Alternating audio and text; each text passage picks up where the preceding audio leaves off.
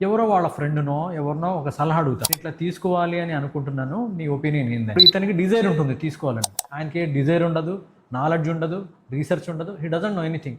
తప్పమని ఒక సలహా ఇచ్చేస్తాడు. అక్కడ తీసుకోవటం ఎందుకు, మొన్న మా బావది ఎక్కడో తీసుకున్నాడు. మా ఫ్రెండ్ ఫలానా చాట్ తీసుకున్నాడు. అక్కడ తీసుకుంటే బాగుంటుంది. ఒకసారి ఆలోచించు అని చెప్తాడు. చెప్పగానే ఇతను స్ట్రక్ అయిపోతాడు. అలా అని చెప్పి అక్కడ తీసుకుంటాడంటే అది ఉండదు. ఆ రీసెర్చ్‌లోనే దాంట్లోనే దీంట్లో అంతా టైం పోతుందనమాట. నేను ఎప్పుడు చెప్తుంటాను ఇంటర్వ్యూస్‌లో, ఎన్ఆర్ఐస్ ప్లాట్స్ గానీ ఇన్వెస్ట్‌మెంట్ చేసేటప్పుడు ఫస్ట్ అడ్డంకి తనే అవుతాడు. తర్వాత వేరే అడ్డంకులు అవుతాయన్నమాట. ప్రాపర్టీస్ అనంగాల్నే ఎంత దూరం ఉంది అని అడుగుతారన్నమాట. మైండ్‌లో ఫిక్స్ అయిపోతుంది. ఇంత దూరం ఉంది, ఇంత టైం పడుతుందనేది. ఇవాళ రియల్ ఎస్టేట్ ఎలా ఉంది అంటే, డిస్టెన్స్‌ని బట్టి ప్రాపర్టీని మనం జడ్జ్ చేయాలి. అంటే ఎంత షార్టెస్ట్ టైంలో వెళ్ళగలుగుతాం అనేది మెయిన్. ఎంత డిస్టెన్స్ ఉంది అనేది కాదనమాట. ఇప్పుడు సపోజ్ గచ్చిబౌలి నుంచి ఇస్నాపూర్ అని ఉంది బాంబే హైవేలో. అది 25 కిలోమీటర్స్ ఉంటుంది. 25 కిలోమీటర్సా, అంత దూరమా అని ఫీల్ అయితే హీ కెనాట్ బై.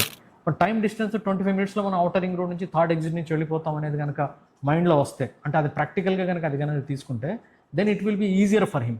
అంటే ఇవన్నీ పాతకాలపు ఆలోచనలు ఏవైతే ఉంటాయో, డిస్టెన్స్ ఎంత దూరం ఉంది, ఎంత దూరం ఉంది, డెవలప్మెంట్ ఎప్పుడు అవుతుంది, ఇవన్నీ ఆలోచించుకుంటే ఈ కెనాట్ గో అనమాట.